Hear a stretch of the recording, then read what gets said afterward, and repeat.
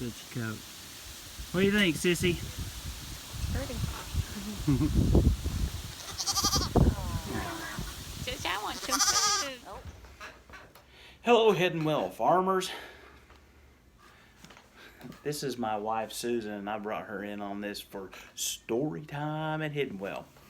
No, we are not at the farm. We went out and fed this afternoon, and it's super cold. We took some test rabbits in our new rabbit facility, and we put out a bunch of hay. My mom and my sister came to the farm, and I showed them some sheep, and we also played with the horses a little bit, and then we had some excavators come out and take a look at a project that I'd like to have done. But tonight, for story time, I thought that it'd be awesome to bring my beautiful bride in with me. She's my partner in crime and everything. But when I was a wee bitty boy, my grandpa Smith had a farm, and we always took summer vacations and stuff on the farm. And I just fell in love with farm life. I always did. I just loved it. Loved everything about it. And growing up, I always hired myself out to be a farm hand. It's pretty much how I went through high school, and 99% of my college I spent on multiple farms doing multiple things, from building fence to cleaning emu pens and playing with rayas and ostriches to mucking, cattle barns, and I even worked for a pig ferrying place once where they babied out pigs, and there's a big pig farm. I cleaned the crates all night, but anyway. And you lost your wedding ring at the brucellosis testing farm. I did lose my very first wedding ring at a brucellosis testing facility. But for me, my dream has always been to have a farm. Always. I've never hid that from anybody.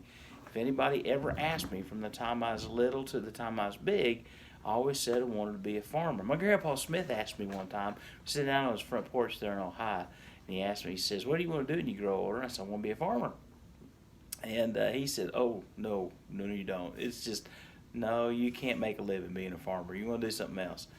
And I said, "No, I really want to be a farmer." He says, "Well, it is a good life. I'll tell you, it's a good life."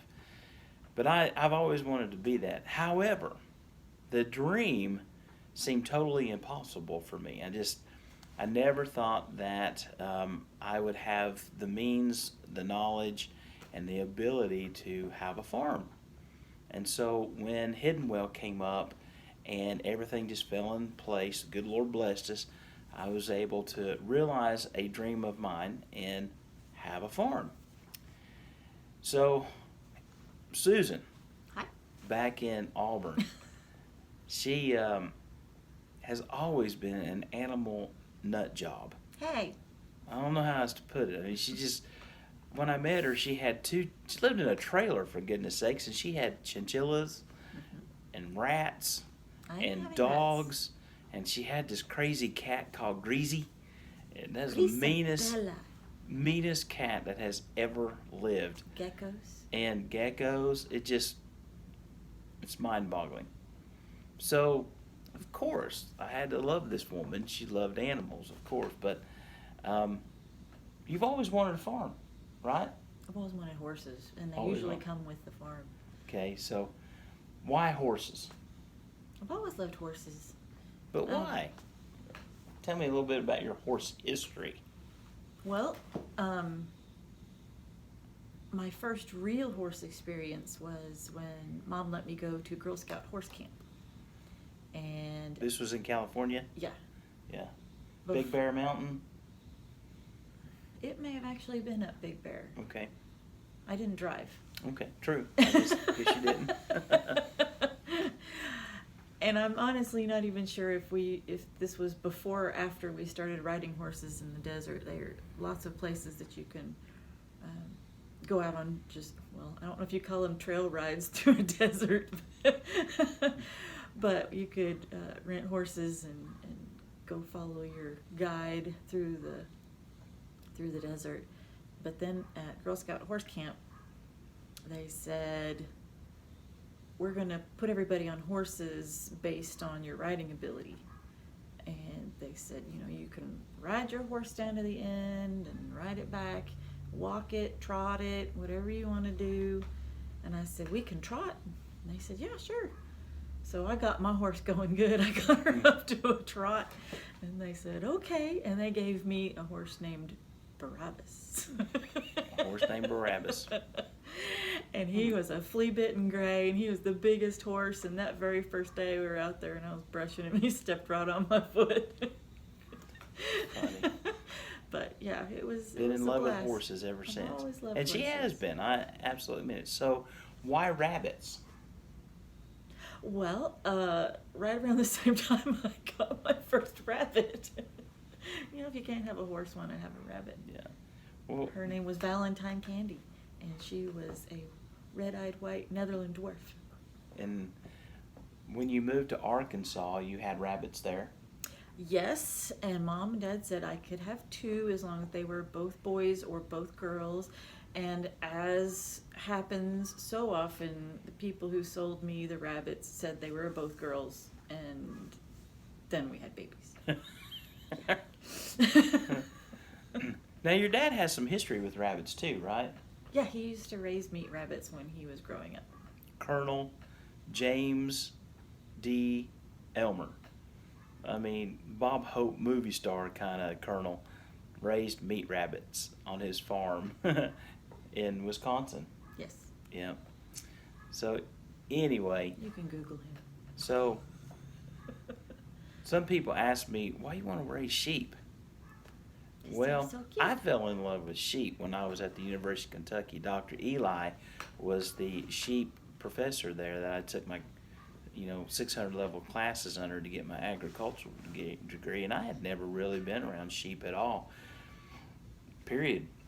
But there at that 3-month class, 6-month class, however long it lasted, I just loved that class. I loved fooling with them, and so any opportunity that I got from that point forward to see sheep, work with sheep, eat sheep, whatever, I always went for it, and that love hasn't dwindled. So I always knew if I got a farm, I was going to raise some sheep, and turkeys. I'd like to raise some turkeys.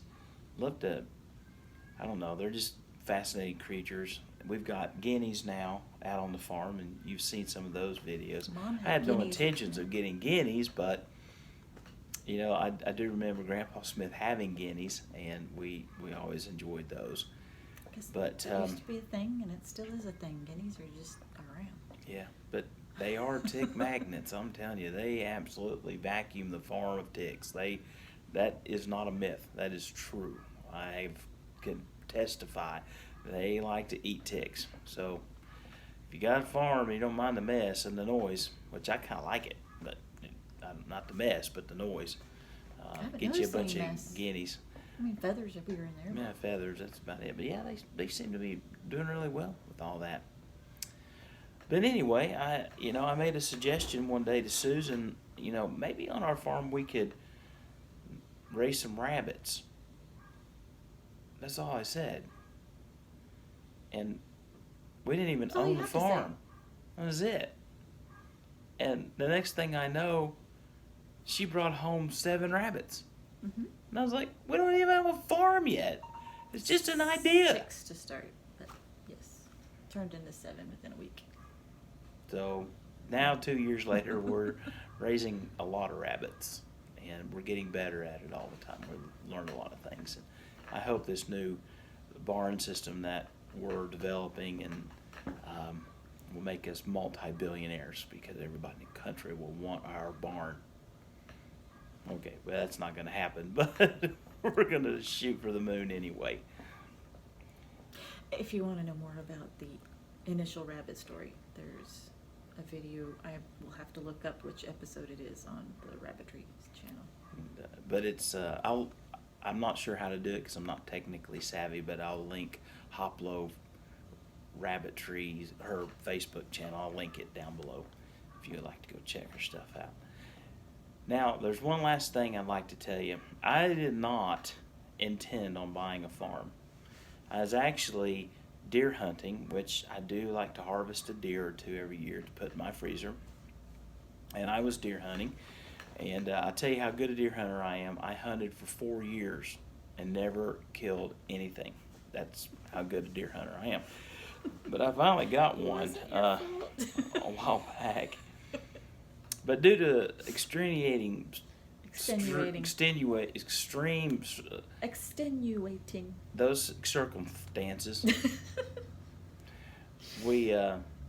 I started looking for some land, and I didn't tell Susan. I didn't even want to breach the subject about buying 20 acres here, 30 acres there, or anything like that. I just started looking. At least I just got rabbits. I just started looking. You got land. And I just happened. I mean, it was literally by luck that I saw this farm for sale, and then I started doing some research on it. And so I went home and I told Susan, I said, I want you to go see something with me. And she said, what? I said, it'll be a surprise. And she says, what? And I said, come on, I want to show you. And she's like, you tell me what it is. And I'm like, well, I'm going to show you a farm, some land. And she said, oh, goody. And so we drove out.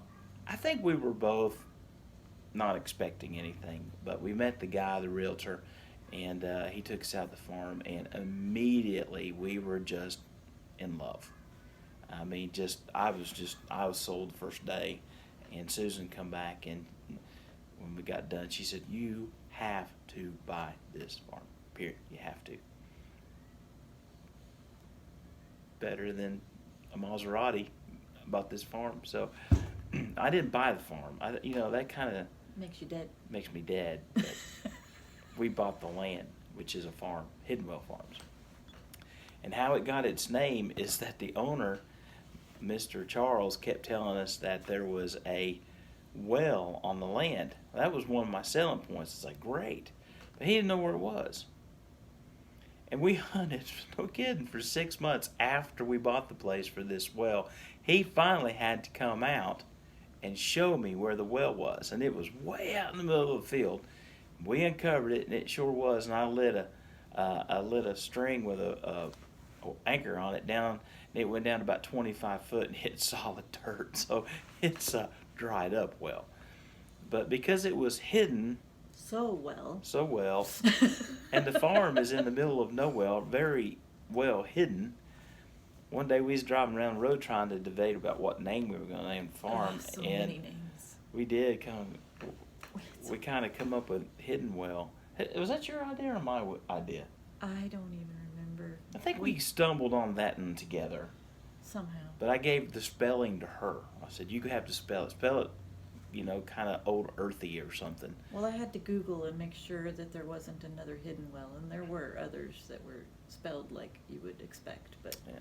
I kind of Googled around until I found one that wasn't taken. So after we fell in love with that and everybody seemed to really like it in the family, we went ahead and we registered it. So it's actually my official name. I paid the $1 to the state and got it assigned and trademarked and everything. So it's our name. It's our farm, and nobody can use our name that they don't have to pay us money. So ha ha. And Hoplo Rabbitry is registered at ARBA. There you go. So unless we it's ours. To pay our dues, then we're good. So if you want to use Hoplo Rabbitry, you got to come see her. Or if you want to use Hidden Well, you got to come see me. Because we're the suing type. I married a Sue. Which is why I removed the E. Yeah, never mind. Just kidding. Anyway, we just wanted to give you a little history about Hidden Well Farms and tell you what was going on, and we're excited to be with you. So stick around and we'll show you more. A lot of exciting things getting ready to happen. Thank you, Miss Sue, for being on my channel. Why, you're so welcome. Appreciate your time. Thanks for letting me Endeavor correct your for English. coming and being with us, okay? Golly, look how much bigger I am than she is. Gee whiz.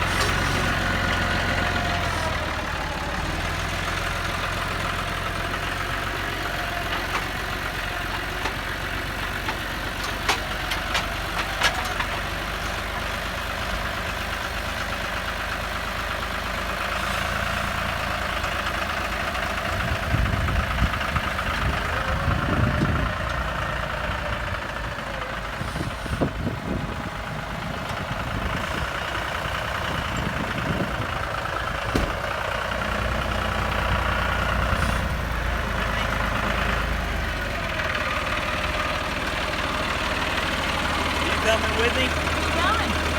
Huh? Where you going? Feed them sheep down there in the back pasture.